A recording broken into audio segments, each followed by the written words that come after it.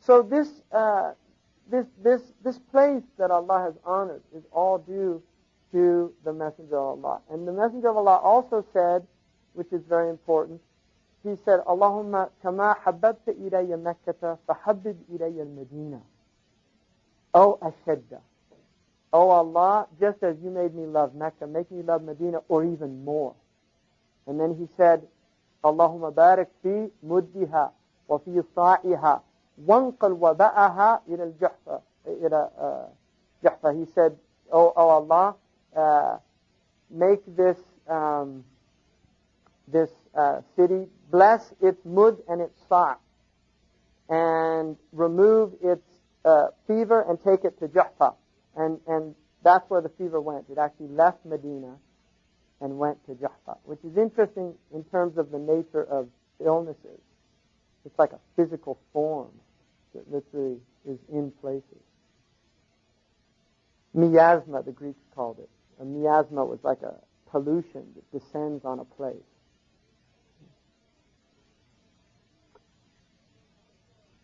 And then also,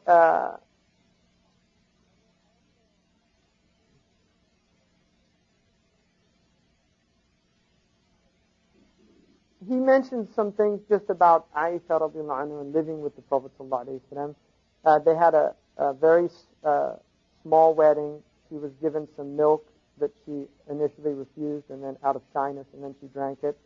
And obviously, that Aisha more than anybody is going to see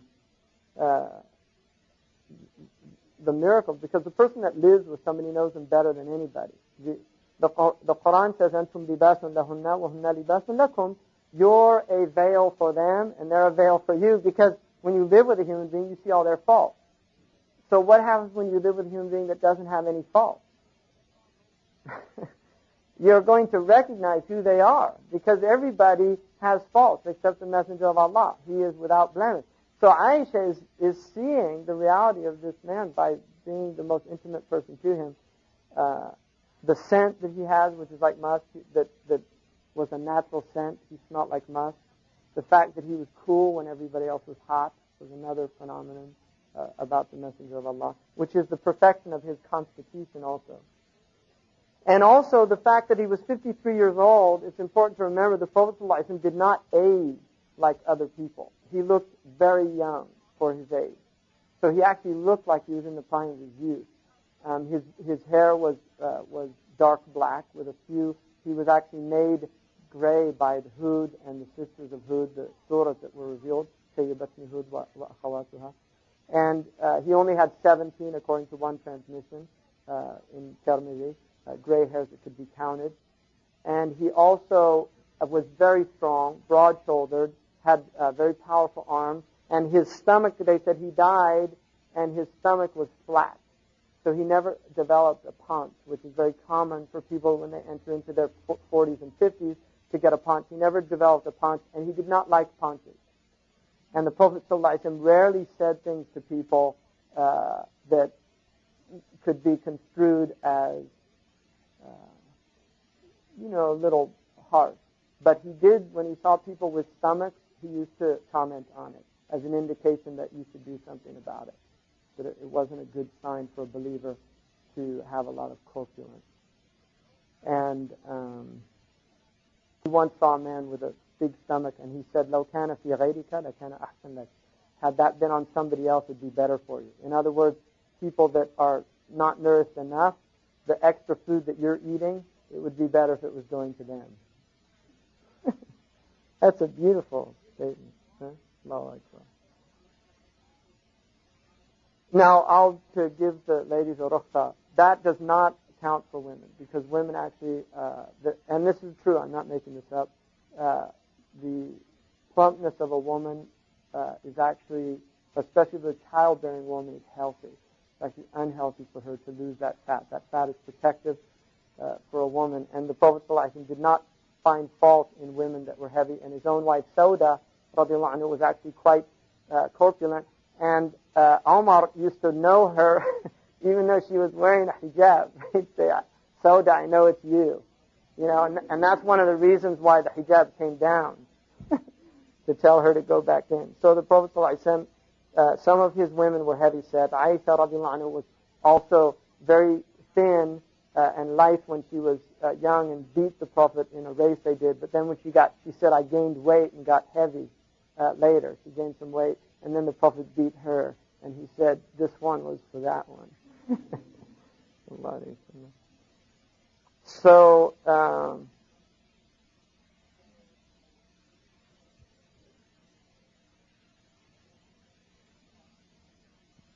now, the threshold of war. Allah subhanahu wa ta'ala, the first ayah that comes down that permits the believers is أُذِنَ لِلَّذِينَ يُقَاتَلُونَ بِأَنَّهُمْ ظُلِمُوا. Permission has been given to fight those who are being fought. Permission has been given for them to defend themselves because they've been oppressed. وَإِنَّ اللَّهَ عَلَى نَصْرِهِمْ لَقَدِيرٌ. And Allah is capable of giving them victory.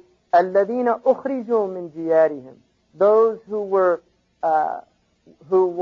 chased out of their homes بِغَيْرِ حَقٍّ, without any right, إِلَّا أَنْ يَقُولُوا رَبُّنَا اللَّهِ, except that they said, our Lord is Allah.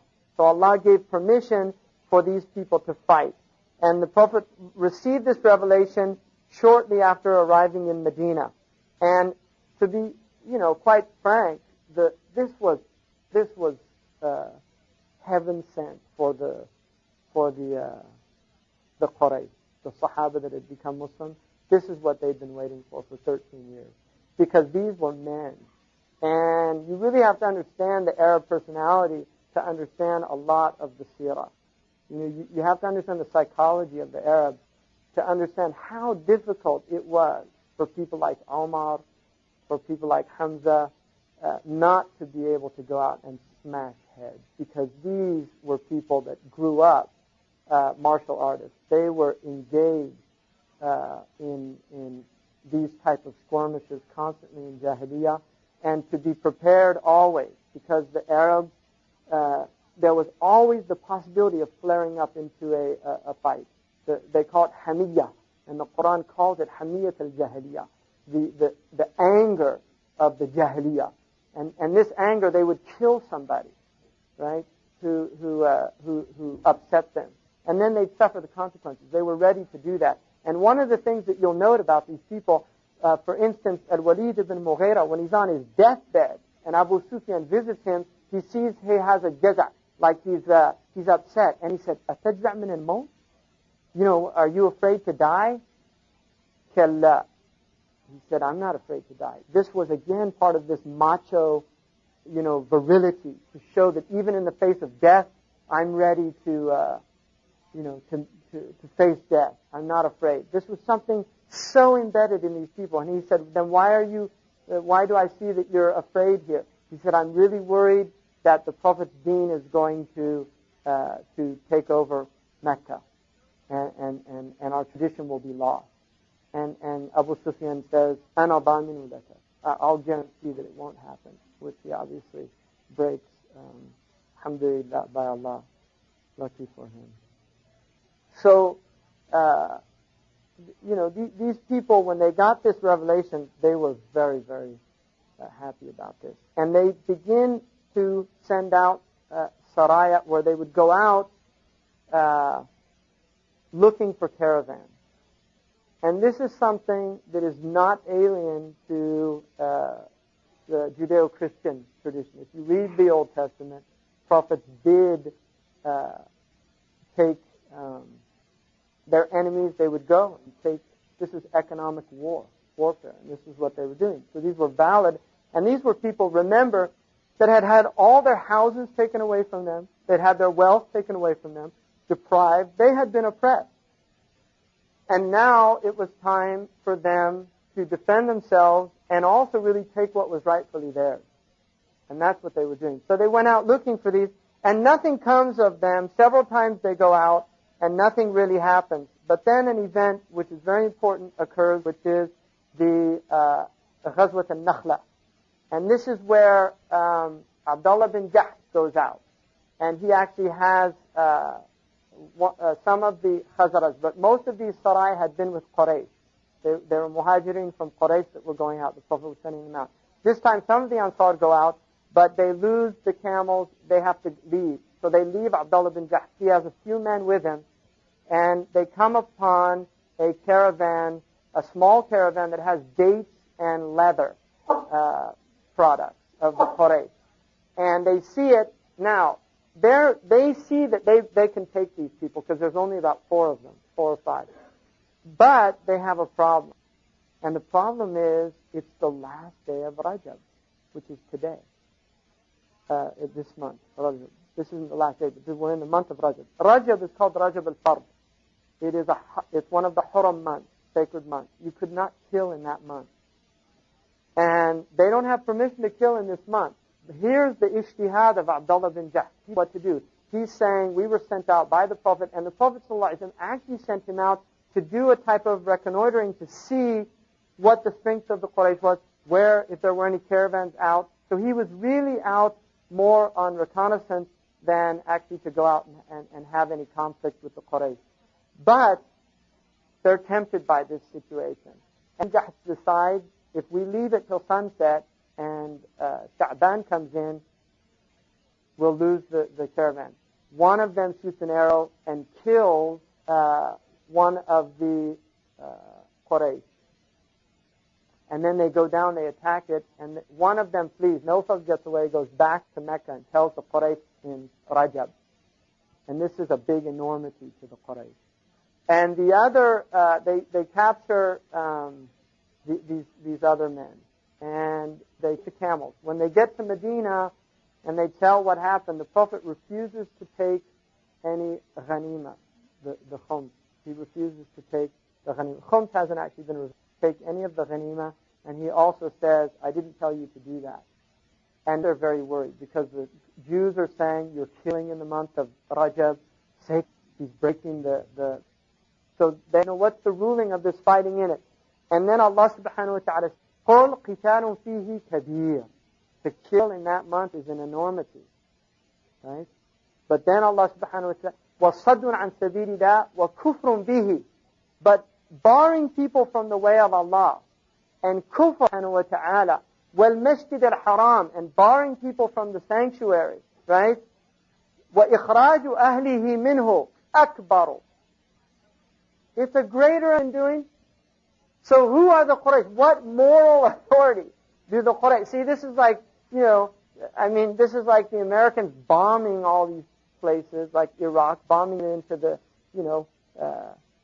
Stone Age, as their own general said, and then having the audacity accuse somebody, right, who's trying to free their homeland, for instance, of being a terrorist.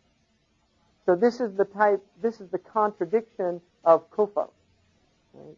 Is that kufr has no moral authority. And this is what Allah is saying here.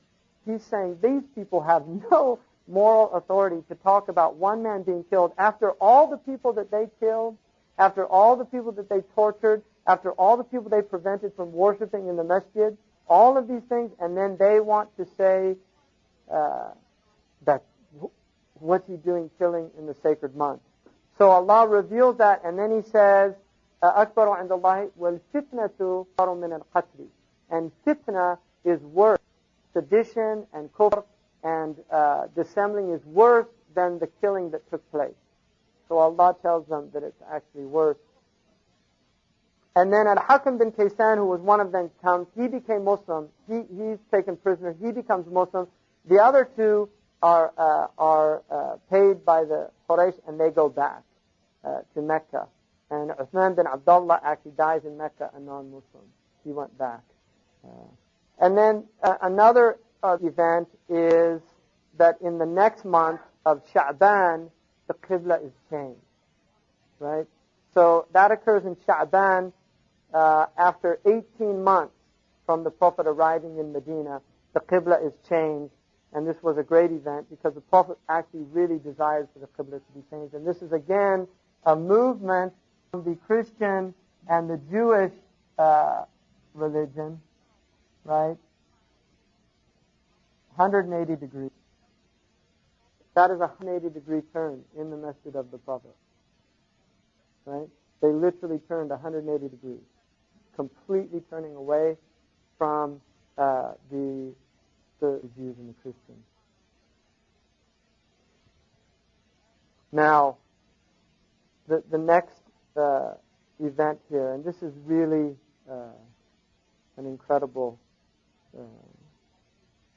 event. After this, the Quraysh obviously want revenge. They have blood revenge now owed. Hanson takes caravans, really Hamza and a group of the Sahaba out to get this caravan. And what happens is on the way they lose it. They don't actually catch up, and Abu Sufyan goes off to Syria. Well, it's going to take another month for him waiting and watching. Finally, they hear about the caravan, so they actually set out. And then what happens is that the Quraysh get wind. The Quraysh are heading for they're heading for this really fast he can on his camel. Before he goes in, he turns the camel backwards. He sits in his camel backwards. He slits the nose of the camel so blood's coming out of the camel. I mean, this is very right. He wants to really that. And then he tears his shirt up. And he comes in, he's in this really bizarre display and he screams to the Quraysh, the caravan. And so he's got the Quraysh in a complete state, right? And they all begin to rush about and get ready to go out. Now, interestingly enough, Abu Lahab doesn't go. He actually pays somebody from the Makhzum to go in his place. So it's not really a complete takhalluf, right? But he doesn't go. And then Abu Jahl goes to him, and Utbah, Abu Jahl says to him, you're a big coward. That's all you need to say to a Qurayshi Arab. And he automatically, this is the Nakhwa Jahiliyyah. And he pushed the right buttons, and he gets them on, and he heads out. So now they move out. Abu Sufyan, meantime, the Prophet ﷺ is coming, and I actually had from another book copy for people that don't have them, which is just a map of Badr. So they begin to head out, and the Prophet ﷺ, now what's really significant here is the Quraysh go out with the Prophet and the Ansar, and there's 313 of them. Initially there was less, and then they reinforced it because they realized that they might meet this the Nafir as opposed to the Ir. They wanted the caravan. Obviously, they want the caravan. They don't want that to shoka, the army. And so the Prophet ﷺ is concerned that the Aus and the Khazraj are going to be hesitant about fighting the Quraysh for a number of reasons. One, the original pledge of the Aqaba, the pledge was that if the Prophet migrated to them, they would defend him like their women and children. In other words, within their sanctuary.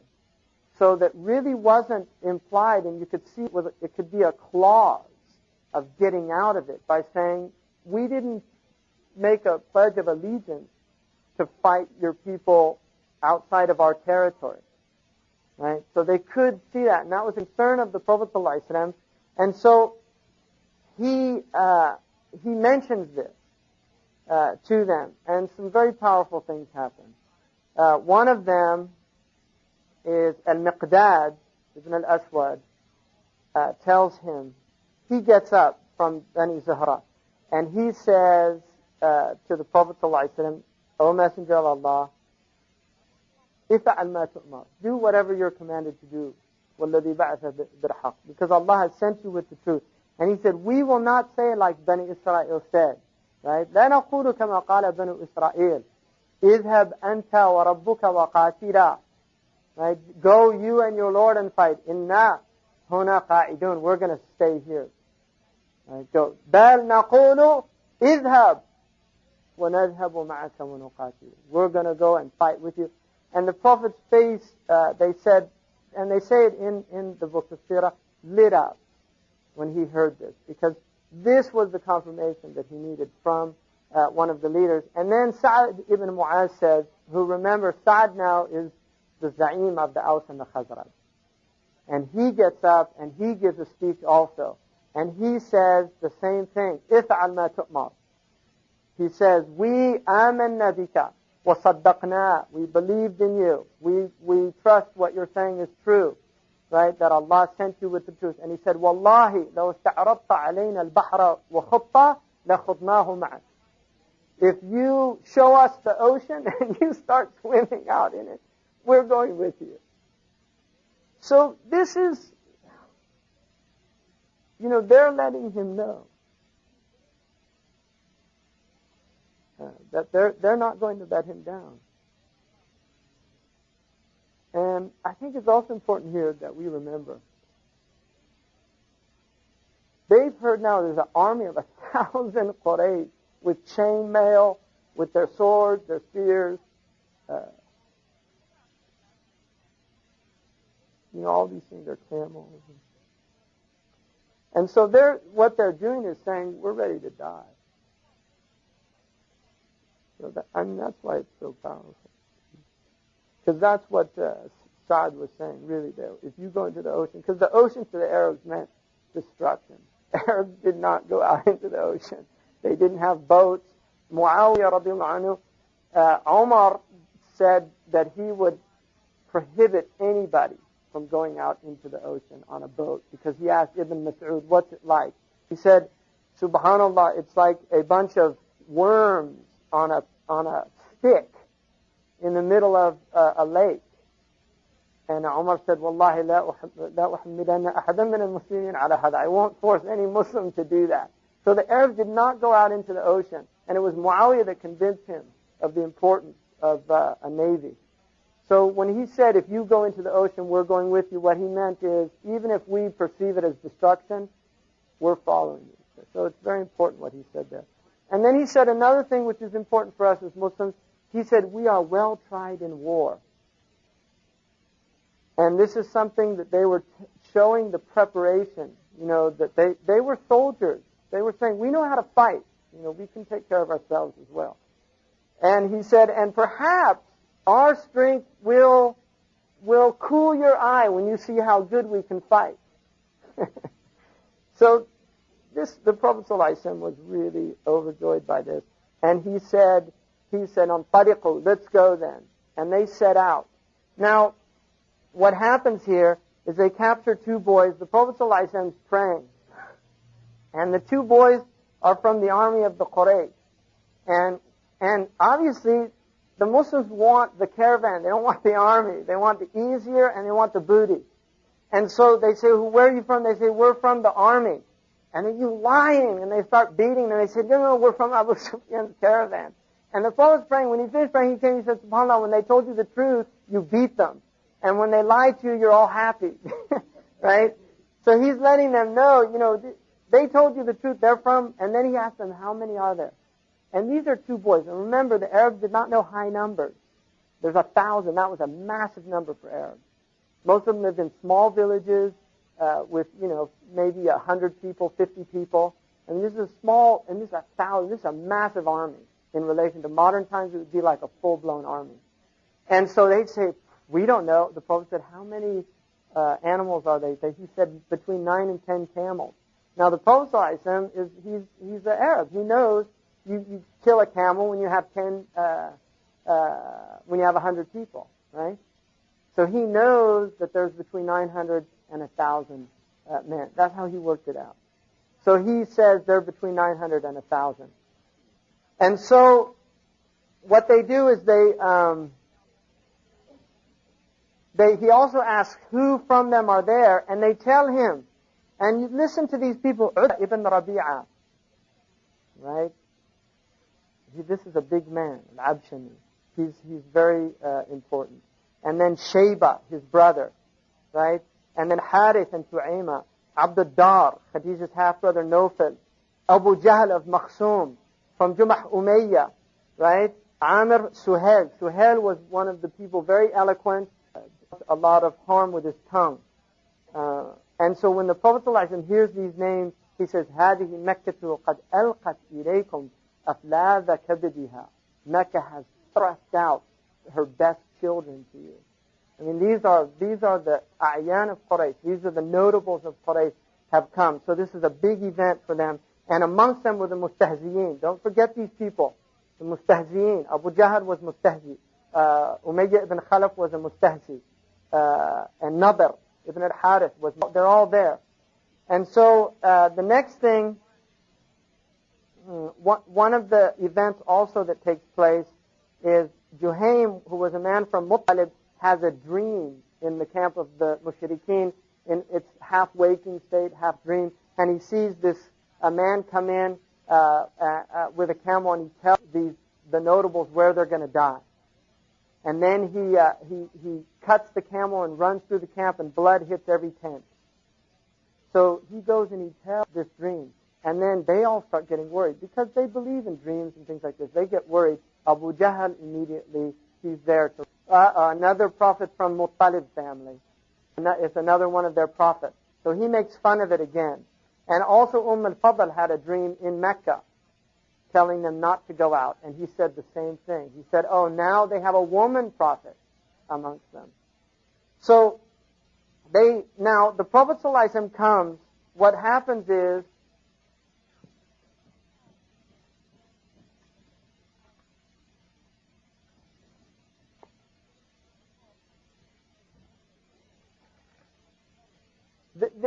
the Badr is a wad, right?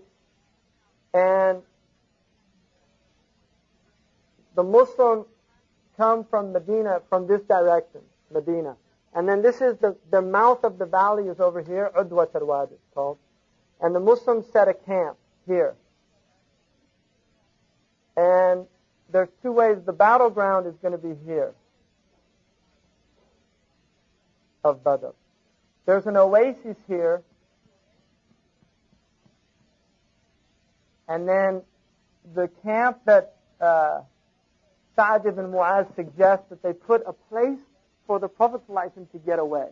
And this is also very significant because what he says is, he says, Ya Rasulullah, let us build a place for you that you can be in if we lose.